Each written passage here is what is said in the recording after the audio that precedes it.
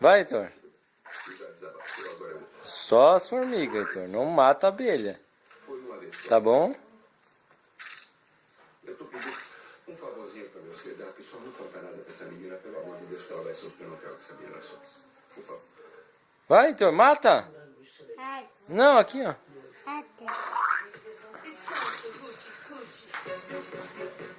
Vai, só na formiga. Vai. Não, mas mata. Isso. Aí. Na bolinha verde, pode ir, vai.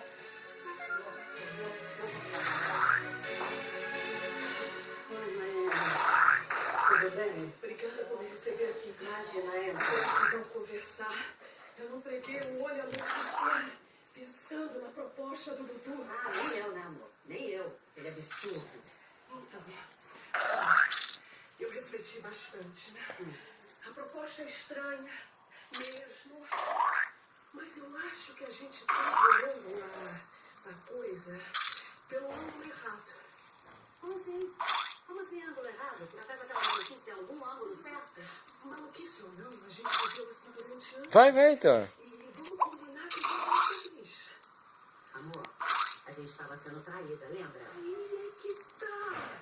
A abelha, Heitor. Mentira. No meio. Umas das outras, se a gente souber o contrário, ninguém está sendo usada. Não, Heitor. Não pode, Heitor. Não pode, não pode.